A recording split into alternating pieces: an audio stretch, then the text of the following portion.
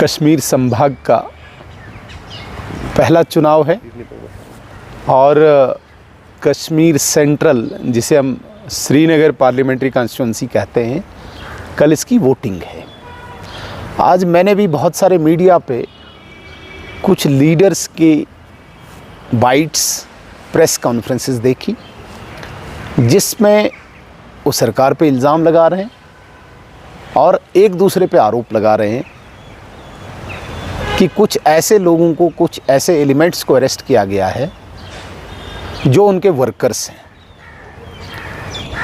बड़े समय से हम एक बात को कह रहे हैं कि चाहे यहाँ पे नेशनल कॉन्फ्रेंस हो, चाहे यहाँ की पीडीपी हो, चाहे यहाँ की दूसरी कोई अन्य पार्टी हो, ये यहाँ के आम समाज, सामान्य व्यक्ति की रिप्रेजेंटेशन नहीं कर रहे हैं। ये यहाँ पे अलगाववादियों की, आतंकवादियों की, पत्थरबाजों की, भ्रष्टाचारियों की, ड्रग्स पेडलर की रिप्रेजेंटेशन कर रहे हैं।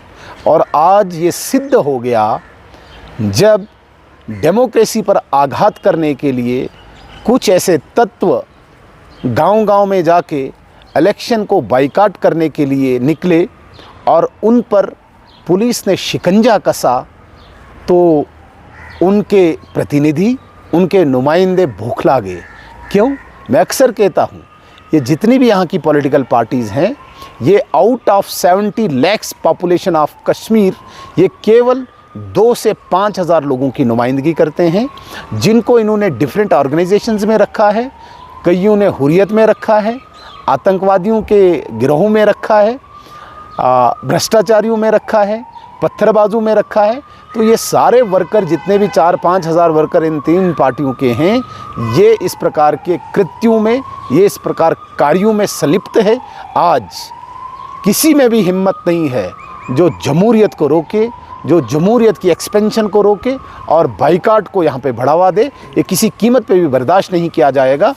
भारत सरकार और विशेषकर मैं कहता हूँ कि यहाँ की सिक्योरिटी फोर्सेस कमिटेड है, वचनबद्ध है। यहाँ पे फ्री एंड फेयर इलेक्शन कराया जाएगा, यहाँ पे ट्रांसपेरेंसी, पारदर्शिता से इलेक्शन कराया जाएगा। और जो भी ऐसा तत्व जिस भी पार्टी से वो संबंध रखता हो, नहीं बख्शा जाएगा। लोकतंत्र को मजबूत किया जाएगा। और मैं ये बड़े दावे के साथ कहता हूँ कि 70 लाख पॉपुलेशन के लिए पोलिंग बूथ के दरवाजे खुले होंगे और ऐसे राजनीतिक दलों के ये 2-4 हज़ार जो इस प्रकार का जो तत्व है, जिसमें मुझे लगता है कि 50, 60, 70 पे शिकंजा भी कसा गया होगा, इनको खुलेआम नहीं जीने दिया जाएगा। खुलेआम छूट नहीं दी जाएगी कि ये लोकतंत्र पे आघात करें।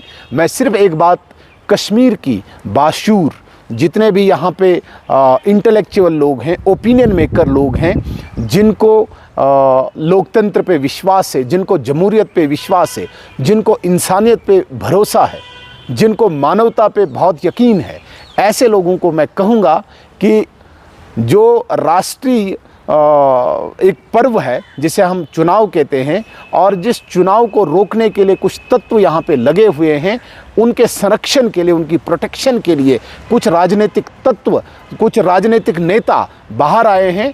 मैं कहना चाहूँगा कि ये इनकी पॉलिसी आज सिद्ध हो गई कि ये केवल रिप्रेजेंटेशन कुछ ऐसे लोगों की करते हैं जो सेपरेटिस्ट्स हैं, जो टेररिस्ट ऑर्गेनाइजेशंस में इन्वॉल्व हैं, जो स्टोन पेल्टर्स हैं। ये आज सिद्ध हो गया और इसलिए यहाँ का इंटेलेक्चुअल तबका, आम समाज को अवेयर करे कि हमारा सही प्रतिनिधि कौन है। देखिए, हमने बार बार स्पष्ट कहा है, किया भी है, कि हम अभी अभी यहाँ पे अपना विस्तार कर रहे हैं। कुछ समय से भारतीय जनता पार्टी का फैलाव यहाँ पे हो रहा है।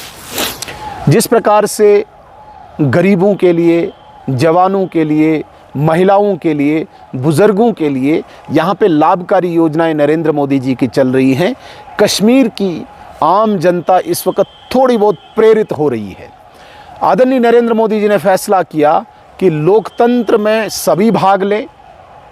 इसके लिए हम आम चुनाव में अभी नहीं जाएंगे।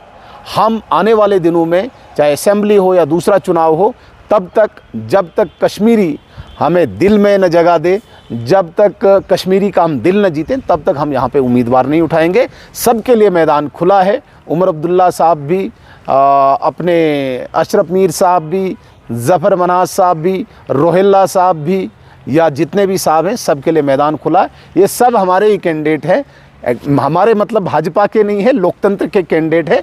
हमारा सब पर आशीर्वाद है कि आप लोकतंत्र के सहभागी बने, आप लोगों का दिल जीत के चुनाव जीतें। जिस प्रकार से आपने आज तक देखा था कि भाई कभी पाकिस्तान की बात करके, कभी चाइना की बात करके, कभी अलगाववाद की बात करके चुनाव में जाते थे, इस बार एक लाइन ड्रा कर दी है भारत सरकार ने कि भाई ये लाइन है, यहाँ पे एंटी नेशनल जिसने भी बोला उसे कभी बख्शा नहीं जाएगा और लोगों के हित के लिए आप काम करें। साहब से लेके नीचे जितने भी हैं सब हमारे ही कैंडिडेट हैं, आप लड़के आओ और भारत के संसद में जो लोगों का आशीर्वाद लेके आएगा वो प्रतिनिधित्व करेगा।